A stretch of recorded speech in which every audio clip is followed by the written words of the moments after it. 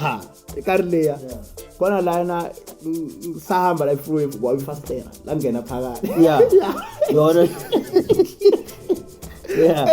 engathuka la ngishaka kancane ngikisa nabantu mara ngifunde ngayo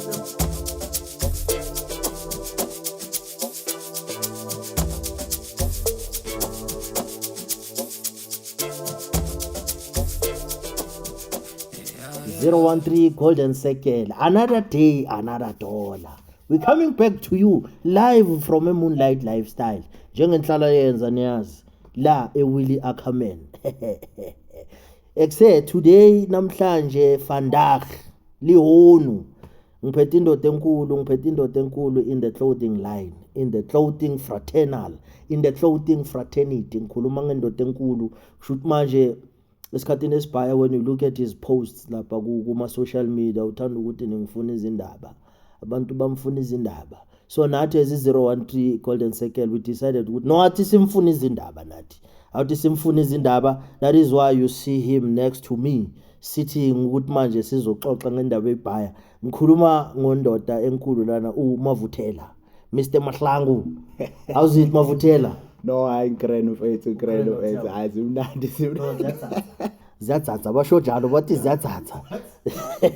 I'll tell you man, thank you very much for honoring our invitation ukuthi no nawe ke uthi ukushaya around and walk on the Golden Circle yangithola because we are a place where we interview influential people ebasekasi and we're shooting blanks no harm done so ungamind kwesinsikhathi ngikubhedela uthi yami just shooting blanks, we're having fun siyaxoxa. Our aim therefore Mavuthela, as a designer you're doing something which is somehow very rare in this nowadays, especially like us. Singasho sithi lo yakudala bebazothi hayi ilaba bothungayo ngithola labo abathungayo ngithola but ukuthunga kwakho ku different akufani lokuthi bathi uchacha bathini imphetho ulungisa amazip. Yours has got a label.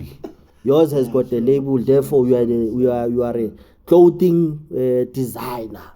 Umthungi wezimpahla uzowathi clothing apparel.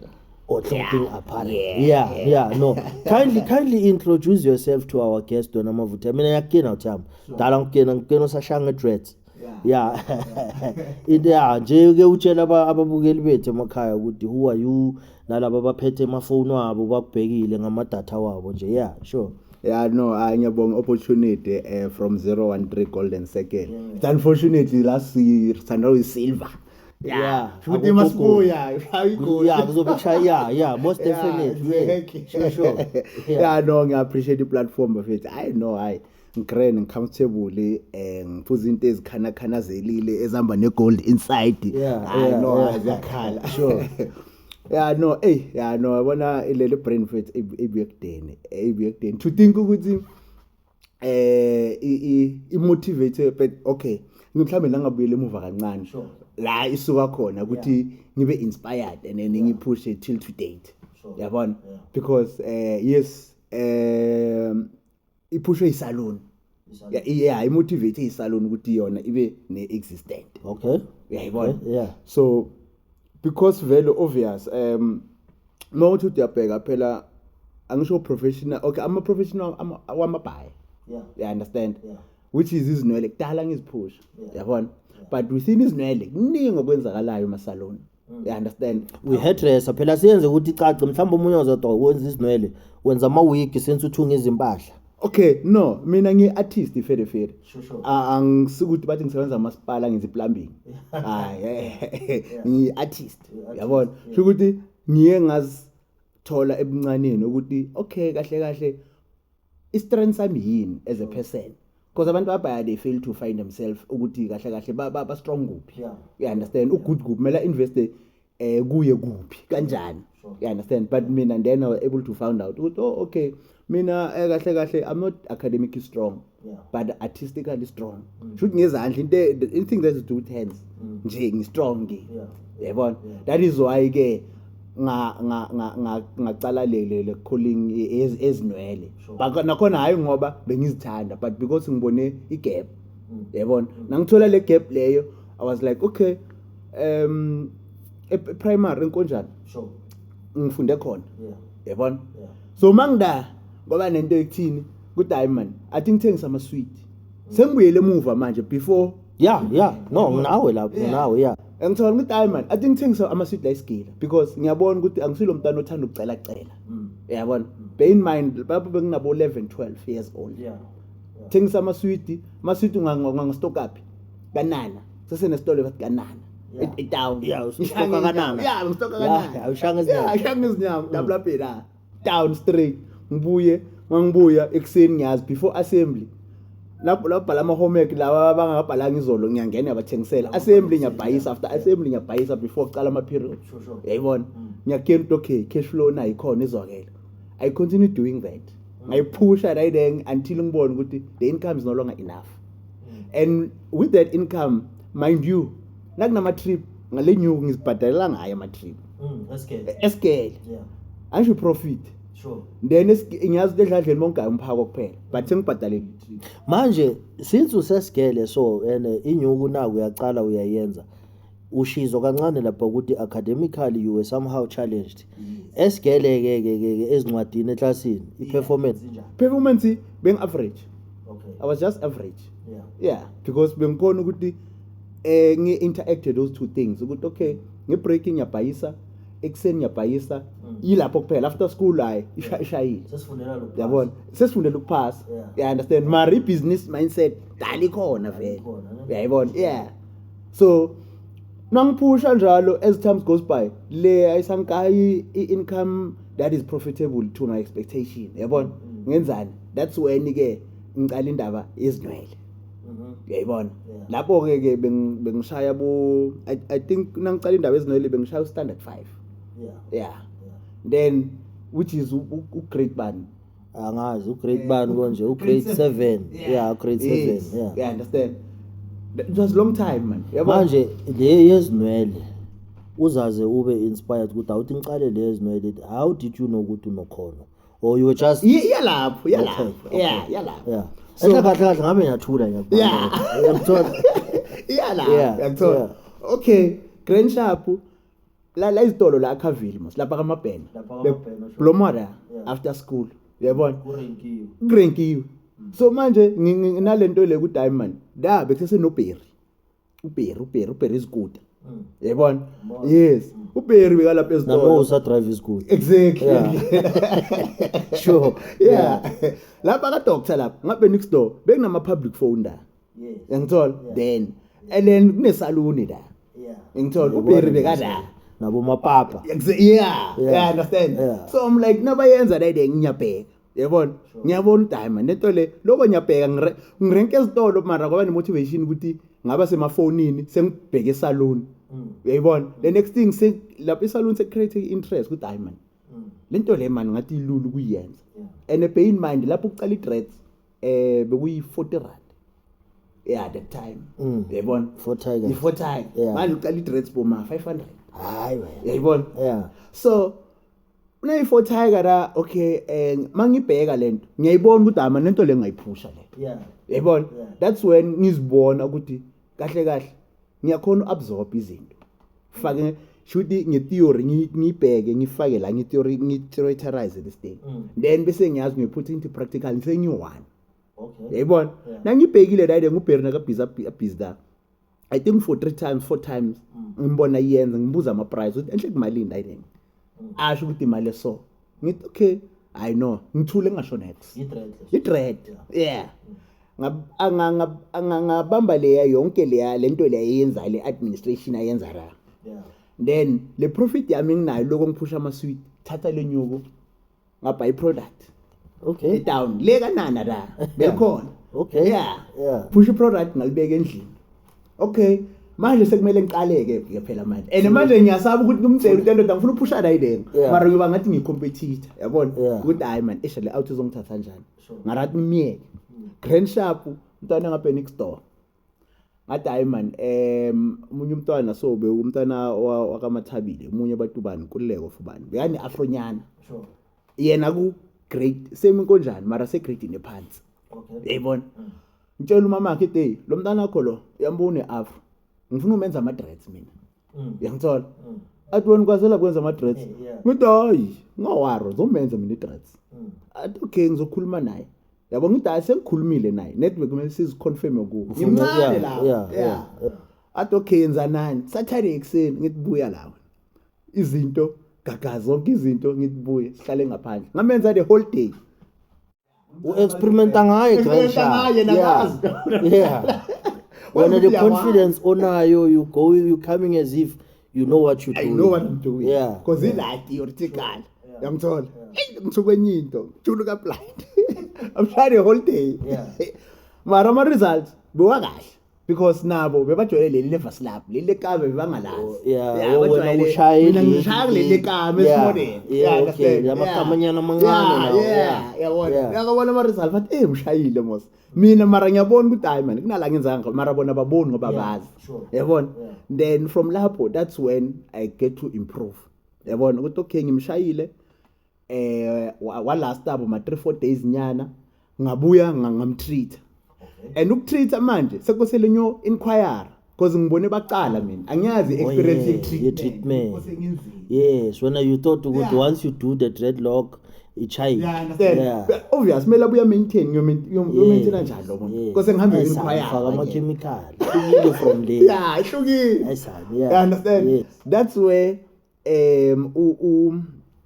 uyeye comes in Okay. yabona Yeah. senyombuza inquire kuyi asasebenzele linvile ahlale linvile endoda ama ngicala into esona so and yabona ukuthi uyayiphusha nginenkinga Yeah. ngicala umuntu idread angikwazi ukutreat wenza njani that's when ke angasho ukuthi hayi makuso uyangitshela naye unfortunately ungitshela so akasibhizi ngeclient ukuthi asho ukuthi senza so buyakhoma Ukutshela ngomlomo. ngomlomo And wena ila ukhawatheka khona ngomlomo. ngifuna ukubona mina yeah Yeah. mara ngayigrasp ayideng yayibona ngathi okay sharp ngenza ngathi ngiunderstand nginga-understand ngabuyela Duma impukane. Yeah, sefree. ayisho manje ngiye ngalento ukuthi lele ngikwazi ukuyenza so ngekena mara ngishayile manje ngibuza kaningi ngisho wena uyazi lento yenzayo letha lo muntu wakho la So i-comprehension yakho ihambisana ne-experience. yeah But uyabona before uzowazi. yayibona angithi uma i-visibility uma ilapho should you exposed to a situation then mase uyi-theorize sekuba lula ngoba uyibonisa one-visual Yeah. yayibona ngoba into enjalo Yeah. vaya mina ta ngiyalapha kubheri Yeah. yabona luckily ngimthola uyatreat sengicomprehenda lento le theory le ngitshele ngayo yeye nale ela kubheri sengiyayibona okay nayi lento Yeah. mara ngisho next kubheri ngiyathula Yeah. asho ngiyayibona Yeah. vaya ngotreata lo mntwana ngalumisa It's bambe nada yazi wena le knowledge yakho bayibiza ngani bengingafuni ukulo kanjani abathini you've got igama lakhona lesilathini ne yeah a posteriori knowledge wena you are a person who has an a posteriori knowledge. It's a knowledge, reasoning or justification that is derived from experience, observation or empirical evidence. Qhubeka.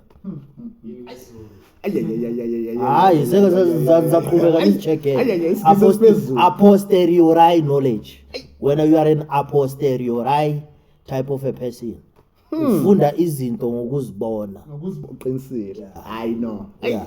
Qhubeka ngendaba yakho. gama le encyclopedia Yeah. yeah well fike la kubheri thathe la ideng ngihambe ngihambe ngiye kulo mntwana sengimenze treatment ngirectify noma mistake kwa last aligning yabona the pattern and everything yabona because ngifast ekubambeni Sure. lo mntwana akabuyela esigile abo member mbona bo member mbona dread lakho ayona mosalfana my dread wenza happy dreads wena Yeah. yayibona then athi hayi esigila by the way bangibiza ngo-doctor yabona ya ligama lami namagama ayi-3 angisho Yeah. Vusi Sibusiso doctor khabo mamami Sibusiso khabo baba Mvusi esikoleni doctor Yeah. so umuntu abiza igama Mavuthela. mavuthela ngoba from a time yayibona njalo ke la indaba so manje lo mem athi dread lakho right wenze ubani athi doctor yabona athi hayi umbiza udoctor ngiyabona lo mntana umenza ama dress kanjani Yeah. nami ngifuna ukwenza yabona and ufuna ukwenza so ben une dreads net manje le threat ifuna ukumaintain yayibona ngithi akuna stress man lento linto zami dala ngiyenza ngizokushaya izotlevu khuluma manga phela sengizabo mem manje Yeah. sengizibona ngistand top yayibona umema athi ngo break uze nezinto kusasa ngo break uzongenza yayibona uzokhona ungenza ngebreak kuphela ngithi angizokushaya ngebreak leso sikhathi Lesikhathi it ngiseso took you the slow. whole day to do it right lo nasi Fast and the Furious ekutshela Yeah. ngize nezinto ngo-break shaya umem siwashane emabhaziningi ayenzeni kanjani ama-toilet ubhazingi then from lapho papa lo mem lo mem ngiyakutshela yeah ngimshaye eklasini ibreak ishaye ngingakacedi bengazi vele boss qeda ile after school ayisigila mangiceda umem uhappy on ngithuke blind mem ithuke phela that's where ngibona ukuthi ngiblind ikhayo laba mna hayi hayi vele imnandi Okay. wamkhaya vele bear in mind ukuthi ukucala dress phela 40 rand and then treatment 20 rand you understand so wangigaya malini umem wangigaya 30 rand akufani and beyibhaya that time yeah hey man okay grand sharp na okay umem phela every 2 weeks 3 weeks sekafuna ukwenza nalo mntana ngiyampusha and the more ngiyenza i-credibility yakhuphuka knowledge yakhuphuka into ezibhaya nje umunye umem sekabona naye ufuna networking kanjalo ngamphusha yabona senginathuywa ama client la sengine back nyana yami vele ngazi ukuthi yabona le ngidila ngayo yabona ngestock sakanana istock sakanana yeah yabona and then isikhathi uma sihamba sekuba nabantu nje ukuthi hayi man ufuna ama dreads umavulu khona uzokushaya you understand senginama house call manje sengenza ama house call hemadoda every shukuthi lapho phela bengiba ne client ama client ayi2 once a month or only one client once a month yaqala phansi leso ma treatment uqala phansi but it's slowly okay you understand and njengoba kusese slowly kanje you get to think with damn it lento le ayibonakala ukuthi slowly mara kunalento le ukuthi I'm going somewhere then from lapho pusheke imonth bese ngiba na 4 ama client in a month by that time there was no social media bengana social media bangifonela word of mouth and then word of mouth phone call endoda zokala uzongishaya endlini okay ngiyazi ukuthi hayi Saturday or Sunday ngine client eli1 elingifonelile le weekend le ngiyazi ne client eli1 ama sweet ngwayekile so busy nama dreads manje and bear in mind ukuthi njengoba ngibhizi ama dreads so that's when uMasike naye angijoina Masike wangijoina kanti uMasike yena line lakho libambe nabo Mike yayibona Mike nabo Khaswele lezo yayibona okay sengazi abo Mike through Masike uMike besimbiza uMakhwayishisha I don't know why besimbiza uMakhwayishisha but bese Mike Makhwayishisha wangapha ngasini kanje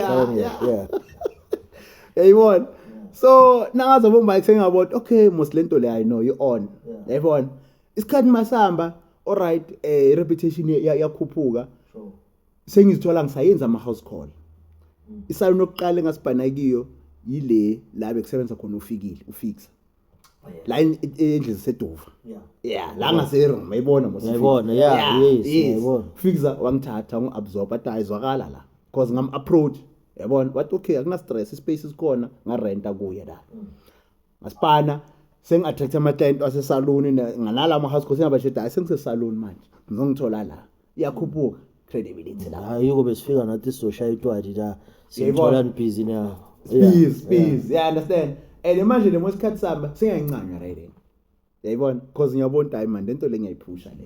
Tell me, just to interject a bit when Amavutela, because I remember while growing up you were misunderstood a lot. Bantu abaphabe bangaka understand and yeah I think I'm one of those abaphethe lentwana njengathi yahlanya le. I'm sure uke wayizwa lento le ukuthi lo ngathi yahlanya nyana lo, but now into ngifuna ukukubuza yona ukuthi you were aware ukuthi you were misunderstood.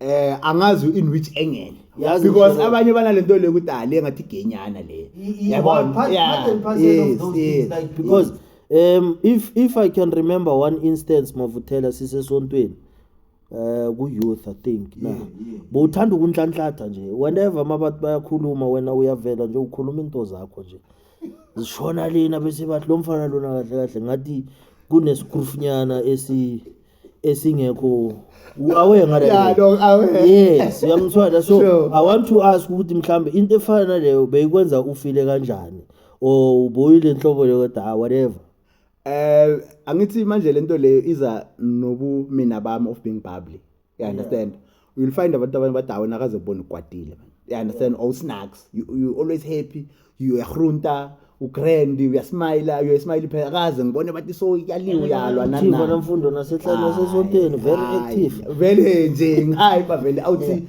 that's why I understood ukuthi mina I'm an extrovert kahle kahle I'm not an introvert ngumuntu wabantu umuntu ofuna ukuba sebantwini you understand then you find people ukuthi wena man kahle kahle shothi uthanda izinto ngathi angithanda izinto ngithandwa izinto yeah awuthanda izinto uthandwa izinto yeah things good things that's why I'm within things manje so lapho esaluni ke awuthi I'm interested kulento le esiyakiyo le yokufunwa izindaba yes lapho esaluni lapha kufixa ngaphusha ikhathi eside man I think ngaphusha 7 years da ngispana la you understand angithi manje then so kuba ne elevation ukuthi okay la sengithola indawo engcono asho uyakhula mawumuntu thola indawo engcono that's why mangisokufixa and then ngaya kuyeye you understand sengisipana noyeye and then from kuyeye ngavula yami saloni noMasike engale ngabo Jacob Mnisi from lapho that's when senye down because izindaba ziqale sengise down yayibona sebenza lapha ngamasipala opposite ngamasipala le salon leyo from lapho that was 2010 mangizochiftanya eSave Voice lapha ngase McDonald. And let me ask you this, the first car that you bought, yes, wayithenga usasebenza like us nahisalela wathenga yes bekulapha kuye yabona indaba zakho ngiyazazi sokho ngiyasazi thula sibhekile no yaqinisile nahisalele dog yona yey talk about that ukudisturba ukuqhubeka kwami talk about that ne my first car ekarle ngithenga eZambezi ePitori beyi 10k and bear in mind ukuthi ukudriver bengakwazi ukudriver ngifunde bengigibela itaxi ngihlale phambili ngibukele ukuthi bathinta kanjani I think lapho nami sinawe siyafana ngifunde njalo ukudriver mina you understand that's how I learned ukuthi okay ubheka la phambili ubheka uthi olodla wenza so ngathatha lento ngayifaka ezitiyo yangithola ukugibela icar sengiyazi ukuthi ngifuna ukwenza lento le la and it's far le car le mathanga le car ngavana no Star Ali yamo Star Ali mos ngivana no Star Ali noMasike vele ngizambeza thenga leyo le translate and ngabuya nayo VV straight ngahikisa nabantu ecar leya kona lana sahamba la freeway kwa fastera la ngena phakathi yona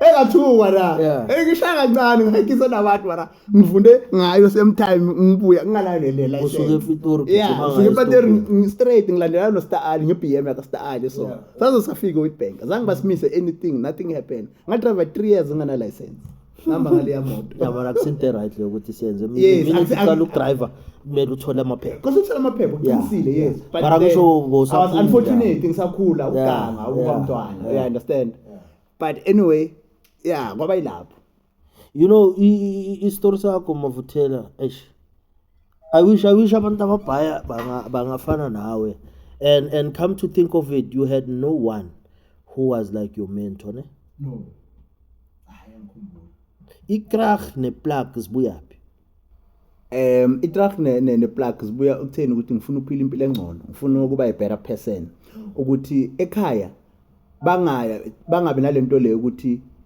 lento yakho yezinwele nani lento zenzayo lezi angezi kwisendawo but I wanted to prove a point ukuthi lento le it actually does take you somewhere ngangithatha serious mangithenga icar ukuthi mos lento yakhe yasebenza ezinwele zakho zikuthenga yasebenza lento yakho and bear in mind that time bebeziphusha because lama salon abantu ababuya ngaphandle bayangaqwalanga bayangaqwalanga the income was way better and kwenzeka vele manje yes kanana amaswidi high school high school ukuphi high school mangibhizi noyeye la ibonga insimbi hala njonjo mangiphuma la ibonga insimbi azangiqede that's when ngiye alenteli ngiyoshaya ama end course yeah ngithanda bo cab labo skep abo banibani zonke lezo yabona then ngayiphusha N1 ngamphusha nakho sengiphusha N2 azangiqede then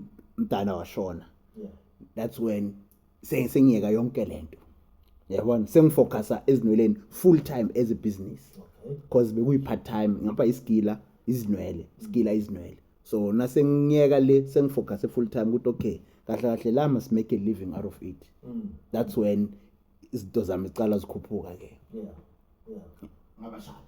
yeah ngoba you went also to Empondo Zankomo Empondo yesinyilo uqinisile senkangala ngile Empondo bengiye okay nongathi uyacheck isikhathi esiningi bowubona ukuthi ukugcoka kwami man bekune fashion kakhulu you understand and by that time mangisafunda ebonga insimbi bengilo mntana lo ukuthi ngigcoka ijini esigila angifuni le brown grey ngifuna istyle ngifuna ukuswenka yapha nabangithengela impahla ze Christmas ngiyenzani ngiyazi amenda mina ngifaka ama edits yabona ngiyazi design redesign yabona that's when ngibona okay lento ikhona and abantu bebayincane yabona kusashala amaboots lawa day lawa vele ugijima ngawo ngapha une dread iboots we hippie nyama abo hippie nyana sesenda was talk yabona so that's when ngibona ngithola lento le fashion game ukuthi okay shoot lento ikhona but bengayithatha serious because izinwele was there occupying me ukuthi ngale ngayithatha serious ngiyakhumbula nomagogo ngaPhoenix Store nasedlalo nangigawa umshini wakhe nginande ngizitesta ngawo then that's when ngiyempondo ngiyophusha le fashion designing empondo ngisese lapha esonyaka yi that was beku 2003 na ngayempondo ngayiphusha azangiqede yayibona no so nalo ulwazi I think bengiyo edda from what I know empondo but nakhona ngadisturb ukuthi ngingacedi le business ya salon bese ikhulile sengifuna ama client amaningi idemand yami bese high so manje imali sengijwayele so ngathi 1+1 ngathi 4 ngcono ngichubeke nalabantu achubeke nemali isikole sosibona yayibona so yaba kanjalo ke so sengifika sengikamasipala asho ngayiphoza lapho mangiyeke empondo kamasipala mase ngisuka sengisebenzela ku Voice lapha enkomeni ngavula isaloni dana mangivula isaloni dana I think that was 2010 mangifika la mangivula le saloni I think le saloni ngayirana for 6 years but ngina 3 years ngivulile isalon ngavula car wash look anje there's something that is creeping up now ukuthi administrative wise where did you get the knowledge because there's no one who was behind you and akekho umuntu ombonile enza izincwadi but then you see once you're running a saloon now kunezinto zabo admin stock taking yonke la khutezi ubani umuntu okufundisa zonke lezi alright yabona abathi street smart basuke basho ngeexposure yento ofuna ukuyenza nento duze nayo nento okuyiyo that's where you learn as you go or as you grow you understand because uyakhona ukubona man ukuthi hayi man kushoda into so but and futhi as a person you can't cover talking about even that since lapho vele le Voice phela lapho bengine reception ke okay vele was professionally nginabantu abayi ama station bebayi5 bahayari baspana baspanela yes percentage okay you understand ngaba ngine admin or run izincwadi ama appointments ne line like it was very professional companies man yes because le salon mangithenga ngayithenga to this other white lady uNicole wayirana le salon leya for 25 years. Mina mangifika so ngiyaqhubeka la ishiye khona ngithenga kuyi. Okay. Yeah, Yeah, understand. no, upushile. This is truly an inspiration from Tengsa Maswiti uye to buying your own saloon. Yeah. So le finance ngithini The financial administration side of yes, it, yeah. that side of it ngifunde ngendlela Yeah. ukuthi booking uyenza so Yeah. okay ama returnable uyenza so futhi I was when my business was compliance be sharp 100% because even as a labor UIF was registered yonke into ambe right, especially because ngathi nangicela ukwenza le salon, that's when sengiphushela ini the car wash. Sure. Ngabe next door, because ama client sometimes they add value to the business in suggesting things. You understand ukuthi hayi man, why kungabi one stop shop, akube ne car wash isikhona ukuthi mangize la ngenzi inhloko kube ngiwashe nemoto futhi. You understand? Then that's what ilento inspire le tshela landlord yami ukuthi baba lesiganga lesi because bekuyisiganga ngifuna i-car wash ngapha. You understand? And financial njengoba ubuza ukuthi ngisiza ubani, ngithanda angumuntu ama risk, mina ngisabe ukucala into, angisabi nokuthi ngi-attend. Hayi, client lami li-1 la diamond ngizokusiza sambe selapha e-Standard Bank, wena ngigaye into so uthola i-loan ne-overdraft, petrol card ne-credit card, thathe yonke le mali uvule lento ofuna ukuyivula. Yeah, ngamnikeza lezi zinto bekazifuna, ngazihlanganisa ngamnikeza, ngayithola le mali, ngavula le car wash. Yangikhosta 120,000 ya car wash. 120k. Yes, ukuyivula. Yes, ukuyivula. From I'm even sure. from plumbing ukuthi ibe ne futhi plumbing forward from ukuremove le dot beyilapha ukuthi ibe plain ground, then put on a paving engayithenga e Princess Wall Klefontein. Yes, that's why I bought my paving. Then from lapho ukuthi ngenze plumbing from scratch, create plumbing, palisading. Ubaba kaSalim was the one ubhuti wakhe wangenzela the carports and palisading. Wangiphushela yona leyo yang cost blind, ngathola umcolisi out wangenzela electrical. And then the electrically being certificate very right in bayibizana konje lento le ngiyayikhohlwa le certificate sakhona yeah, from everything ngayiphusha yaba right. A top one kuyi Dr. Zone car wash. Dr. Zone. Yes. Yeah, understand. So from lapho that's when ngibona ukuthi okay i-car wash nayo seyikhona manje. Ngahamba Eskom Park ngafuna ispani, ngabatshela ukuthi ngine business existayo beza bazochecka, ngathola my contract i-trial 6 months. I-trial ukuwasha managers cars Eskom Park. Yeah, thola contract yaba right, push the contract yapusha, ngathola contract nase Isval Motors ukuwasha amakari yabo, they are valet. Nje beloko ngipusha because I'm good in approaching and making business with these people. Then abasebenzi abaningi phela manje, saluni, car wash. And now you have to go and look for other businesses. You understand? Yes. Saluni i-admin yami ngiphushela kahle, who she was my cousin and I was happy how she was doing things. Car wash I was good. Being the supervisor and the manager, a person was running that side. Fortunately, the admin part of side, it was my cousin as well. Lo ukubambela ngada Ukubambela car wash, she's also doing administration ngale car wash as well. Yes. Yeah. All right. Abasebenzi car wash by 14. 14. Yes.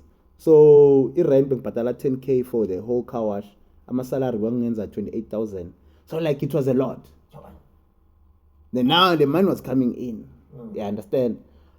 So masehlanganise nase-saluni hamba kuboma 35,000. Yeah, you understand? So you are born okay, nama sales they are doing. But now you have to go out. Angeke urelax ngaloko khona. Then uyazi ukuthi bazoloko bakushaya abantu. Obvious. Bakwisa. Yeah. And ethola ukuthi le cousin yami ke i-business supervisor le yase-car wash base bajolana manje.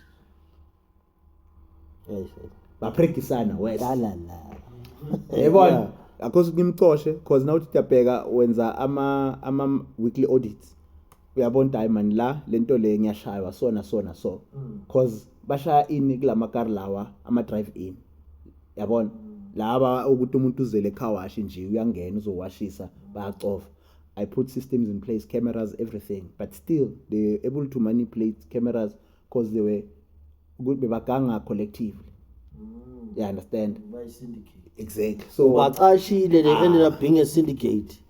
Ayisa. bangwisa Yeah. basically. Umoshwa yilaba. Ngoshwa ilapha. Especially contract na pull up back, you have to find other contract kose luthole. You understand? Sekuba And at yaqala. that time, they are not realizing what the contract they told you from outside. It's actually the one that is paying them. Net manje abayikeni le business side bazi ukuthi no thina siqashe uvusi. Yes. Uvusi shoot wenza imali usijwayela. Bayikena right there. Ngeke. Ya uvusi kahle kahle sijwayela. Eish. Yeah, bangwisa unfortunately. Is it okay? That's me now. Is it them or part of the things lezi ezikwenza ukuthi hayi ngathi nina ningifuna izindaba? Lapho shukuthi nayi exista that thing because ining mayiqala izalwa it was 2016 and by the time So of it's how many years now? exit It's how many years it exists? it's now? 9 years. It's 10. It's 10 eh? Yeah. 2026. Yes. So unfortunately, because now between the car wash nayiqala nanoma ngizoyithengisa because car wash ngayirana 1.5 year. You understand, which is a salon it's 6 years. And salon mariqala ekuqala. So mase ngithengisa ngathengisa konke. Ngavala le phezulu to recover my debts lapho nalapho ngithathe imali ngirecover my debts. Lapho bese iqalile iningi because iqale ngisesele se voice and nakhona iqala kanjani iqala ngokuthini ku diamond because now the business is going low. What is it that I can add to add up on sales? That's when ngiqala iningi ngiqala ne shoe laundry isneaker clean. Okay, iningi iqala kanjani? Iqala ngokuthi ama client nawazile salon bakufuna izindaba ngabanye abantu. You understand? Yeah. Umuntu at diamond lo sisosuka la akusumuntu osona so. Okay. You understand Yes, with diamond. Yabona manje ngikhulumisa kakhulu ngifuna izindaba. Yeah. Yabona asiyeke. So bekuyi trend, you understand? La esalon ukuthi ungangifuna izindaba. Yabona? So the most cut some I'm like no man. Lento le it can work out on something. Yabona legama lela kaningi. Yabona ningifuna izindaba. Then that's when ngithi diamond. I think create a logo in different formats and ask clients which one they would prefer if I'd come up with a brand. That's where they choose. Good diamond. Okay, so finally.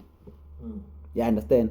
Then nangena online ngibhizi ngale gama thola ukuthi there's a Chinese word ining and mina it's ning funa izindaba. Sometimes abanye balafula bathi ning. You understand? Then manje sengiba confused ukuthi uning it's an existing word from Dala, but in Chinese. You understand? So it means ning, it means blessing in Chinese. You understand? Okay, ning funi zindab. So meaning you want gossip in English. You understand? So ngabona ukuthi okay. Now I understand uning as an individual besides izindab. Ukuthi it's Chinese word that say blessing. So it was a blessing to have ining funi zindaba in a platform. Yes, which is our exactly. Yeah. And my daughter ngamname ngathi blessing. Destiny aligned. Yeah. Yeah. So that's how it came about. And then I put it into life. And the way ulenze laba so popular ngakhona, one can say strategy sakho somehow sispanile because you used a lot of comic, especially on socials. Okay. Yeah, observation yami yiyo le ukuthi no ubhala maqeda lapho ningifuna izindaba. Like you create, I'm not sure whether you are aware Yes, of lento lezo bozenza vuso. Yes, angisho lento yazosukela lapha. Yeah. Ukuthi how am I going to keep the name or how I'm going to keep the trendy awareness? Ukuthi okay, whatever I post it has to be there. The hashtag ekaningi ngifuna izindaba oningi has to be there. Because yes, I'm a trender, but now udinga something is on accompany. You understand? So that's how isukele khona ke. Ukuthi ngizobhala ngifake. Ngizoposta whatever ngiposta ngifake. And injalo. And seyinjwayelo vele. Yeah, no? Yeah. Ilo kanje, alright. What is like your ambitions? Your ambitions in as far as Ning phone izindaba is concerned. Ukuthi you are now 10 years in this Ning. Yes. Like, your goals, your dreams and aspirations, what is it? All right. Yabona, my dream or aspiration in this, it's unfortunate ukuthi this thing needs money, a lot of money. You understand? Because you find other people where they invest in other brands. You understand? Because a brand it's about a collaboration. You understand? Because you find people investing. Good time, man. I've got cash flow. Can I invest? And then we will just discuss the returns, how they're going to come about annually, terms. You understand? It will depend. Because if you want a lump sum of money, knowingly so, okay, I've got people in China that I know. You understand? That's most people what they are doing, other brands. Okay, in China, they have a lot of machines in doing merchandise in different ways. Yes. You understand? Yeah. So it's just that when bulk orders. Yeah. You understand? Yeah. And you need to have money for them. What design you want, anything that you want, they can do it for you. You understand? And then baz later ngapha, and then when I so deal na sales. You understand? So it's a matter of ilamsam. Okay. You understand?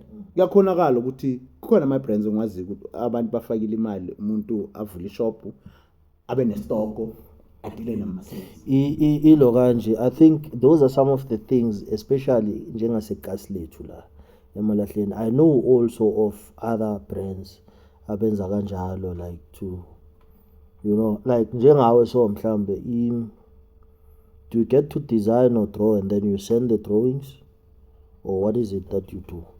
Okay. We are two. Okay, because it's easy. It's easy. I can get workshop, put the machine in place, get people batung according to how I want things to be done in terms of designing. I can send designs to other productions, and then they do those things on my behalf, and then they bring them. I do sales. It depends how I want it, or how it's going to be cheap for me. But in the past 10 years, how have you been doing it? Were you doing like when you only do the sales part of it, or no? Okay, I was the part of. Okay, I made sure ukuthi ngiyafunda ukuthunga ukuthi lento le engifuna ukuyithengisa ngiyakwazi kuyenza from scratch, even nanoma ngiauthorize omunye umuntu ukuthi angenzele u1 no 2 no 3, but I know how to do it. Because good production bangakunokha abantu, because when you only know how to sell the product, but you don't know how to make the product. You understand? So I taught myself how to now make the you product. Also have the skill. I have the skill. Manufacturing and tunging. True. Tunging your own thing. Yes. Manje umavutela utholakalapi? Iningi ngifuna izindaba itholakalapi? Yabona, okay, iningi ngifuna izindaba because you'll find people bathi lento le igcokile oyipostile sayifona sithola njani, yabona. Ngithi no, ngama orders, because I can't keep stock because of sizes and colors. Because I might keep stock, told you I'm not interested in the color and it's your size, or I keep stock, you're interested in the color, in the size, or it's always vice versa. You understand? So rather put order and then you deliver within certain days as how we'll agree. And you do bulk ordering, no? I can do bulk ordering. It depends how you want it. Then like PPE, anything that is tailored, it's me. I'm there. So currently, meaning, is there an establishment whereby people can go to and say, outing it? Nkumula njanga kati usesene shop. Lapha ngasi yabona leya building yase apps yakudala. Yes. Yeah, lapho bekazi ukuthi okay, mawufuna uvusa uzomthola la ngubona ngani kune salon nabo maniki lapha yes, ama mannequin lapha yeah manje utholakala lapha manje ngitholakala khona lapha Road Street. Yabona khona lapho, as how you are mentioning, yabona lapha Conway Building. yeah Conway Building is just there across the street most. Yeah, that's where I'm situated. yeah With the saloon thing. Shuthi isaluni nempahla hlezi khamba konke. hamba konke. It's an umbrella vele. Ilo why let me ask you before siqhubeka sihamba ngoba inaso nesikhathi namavuthela, you know, when you're having fun isikhathi sithanda ukuba ish Yeah. you as uVus Dr. Mahlangu, Yes. a business person who grew up here in Emalahleni, Yeah. do you see a future with regards to the upcoming generation, or ukuthi the business engiyo, is it still gonna continue, or after your demise say child? Yeah, yabona, it's a sad question, that one, because there was a footing in India benginalo last nimbuzo ukuthi I don't know how you guys doing it for your business to be generational, because most of our businesses, they're not generational. You understand? Whether 12 awuthwalanga mawufa nje nayo ukuphelela kwayo, because we can't take control of our kids where uthi uyamfaka ukuthi hey ungangitsheli lokho wena manje uyesikolweni yenza into ezobenefita your family business. You understand? So it's a matter ukuthi unless une interest yena awumfostanga umphoqelanga ukuthi Okay.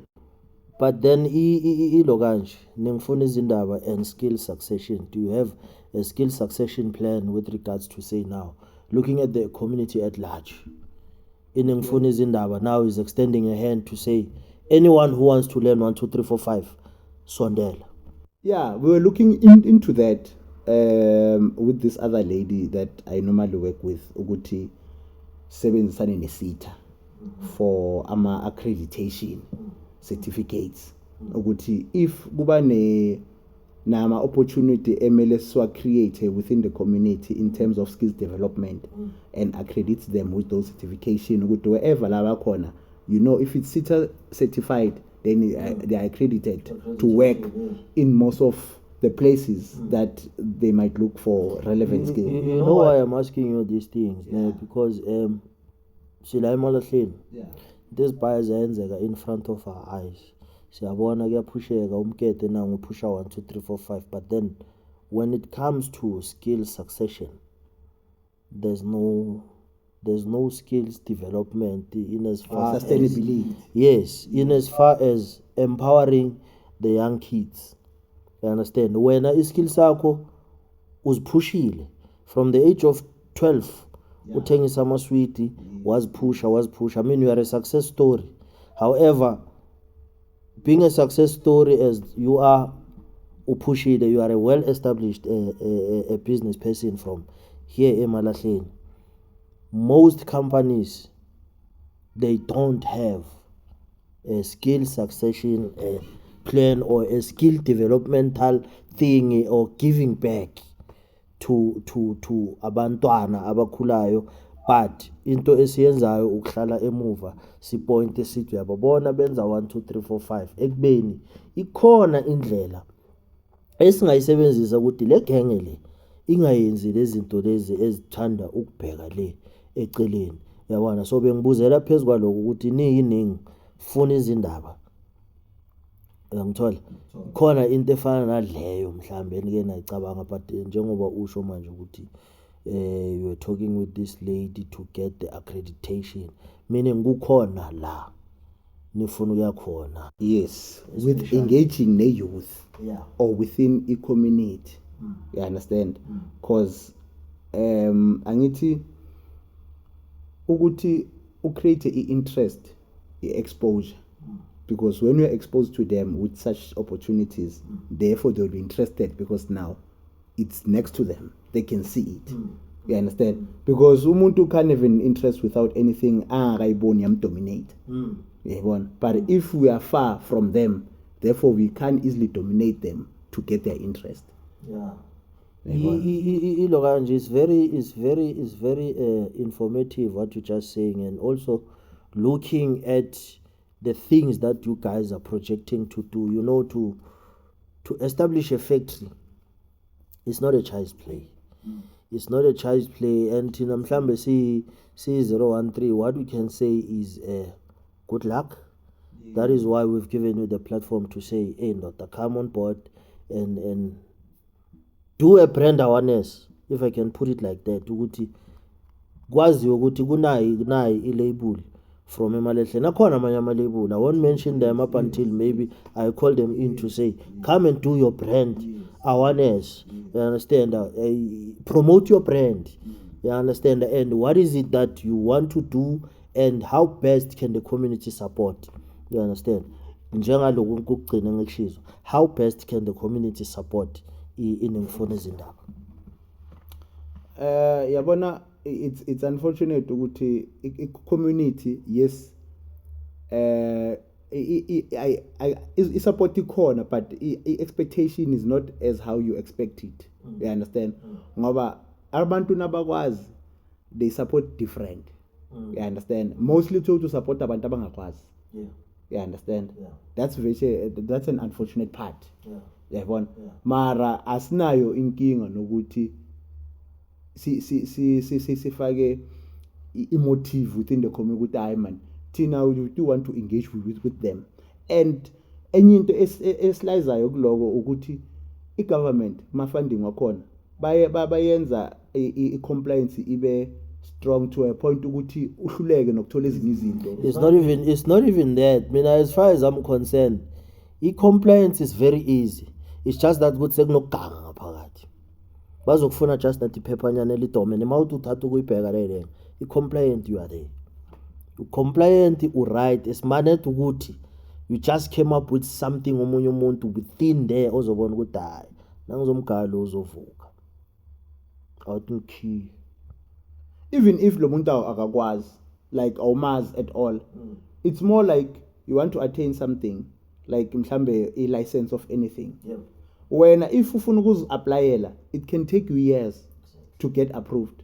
But if usebenzisa consultant, it's easy because uyazi ukuthi kosela khulume nobani wazi ubani, uyayithola within isikhathi esincane, but with a certain large amount.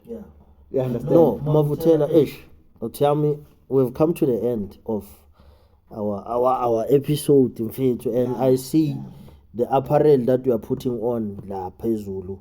Ugcoke your own label. Yeah. Ugcoke your own label, and now on social media, how can people contact you in terms of now they want to buy your products, and utholakala njani kuma social media? Before I always question you one. So you said you opened a salon, ne? Yeah. And so how did when people outside of South Africa started owning businesses like that, do you feel it impacted us negatively, or it made us look into doing other things? What's your view on that? Because I heard you mention that when they started, before they came, business was good. Yeah, okay. It affected us negatively because now bayenza market yaba overpacked, overcrowded, to a point ukuthi kosa share le number yama existing clients. You understand? But if they were not there or they were not here, we couldn't even having other businesses. Both in day one, we wouldn't having a streams of business just to create more income. Ayinshaya mhlambe nakhona mhlambe to add on what umfundo has just said, the pricing. Yeah, okay. Yeah, remember with their pricing strategy sabo is to attract those who were existing. Then basically what we left with the remain, it's those who don't compromise. But we in a quite number of them bahambile already. So it's not a matter of illoyalty per se. Yeah, I understand. Yes, it's a competitive pricing and nalo msebenzi wabo omoshayo basically. So okay. I have one last one for you. Would say you said you started selling a sweet, right? Yeah. So moved to other ventures. So for someone who wants to also start a business, since you also noticed with most of our black people or friends or family members don't really start businesses. But maybe call and maybe I got the college. What would be your advice? Okay, my advice will be ukuthi umuntu fanele ayenze i-self introspection to understand yena ukuthi i-strength sakhe sihamba kanjani, ugood kuphi. You understand? It's more like i-SWOT analysis. You understand? But how do I normally advise with that? Ukuthi uyakhona ukuthi ubhale into ezithandayo ezi10 in a paper. And then bese wenza shortlisting. You understand? Le shortlisting le kule 10 on the side ubhala 5. Then go the other side ubhala 2. Because the more you minus things, less easy 2 of one no sala nayo. Sure, that's what you love the most because you're able to compromise all the things. That's why you know. Oh, shoot le ngithanda kakhulu and you were not aware, but because you wrote them down, so now you are aware. On the socials, I think you're good. On the socials, where can people find you, Kuma socials? Kuma socials, ngikhona ku TikTok, Vusi Ning, Vusi_Ning. And then bese ku Instagram ngikhona ngo Ning Vusi Ning Vusi_Ning, and then ku Facebook it's Vusi Ning Mtimonye. Yo, now Mavutela, man, Dr. Spusiso. Yeah. Thank you very much, Autiami, for gracing us on this wonderful episode that we've just had. Yeah, man, I hope you've subscribed to our channel as well. Yeah, no, definitely, and I'll make sure ukuthi ngithola my subscribers ukuthi basubscribe even more. Nano misikhathi besesincane and yabona izindaba sesezini. No, zinengi zona, but like, you know, I said earlier on ukuthi isikhathi mfethu, whenever you're having fun, isikhathi sesikhawata. Yo, yeah, man, that's it. That's the episode we had for today. I hope you enjoyed, and continue to like and subscribe to all our social media platforms. I do believe, as I'm talking about our social media platforms, where too you've seen Waka Vusi appearing on the screen as he was mentioning them. Also, our social media handles are appearing on the screen. Please continue to like and support us, and don't ninga pay the temper, please. Your comments as well, they mean a lot to us, because that is where we grow. That is where we grow. That is how we grow. Because without your comments, kusho ukuthi sizozitshela ukuthi siphethe kanti asikakayiphathi. Kumzatso 013 Golden Circle, we shooting planks, no harm done, coming to you live again from a Moonlight Lifestyle, corner la, a main road, the Willie Ackerman. Up until next time, thank you very much for tuning in. Siyabonga ngokusebenzisa idatha lakho. It's very important. We must acknowledge that. Thank you very much. Mavutela Utiam. Hola. I know.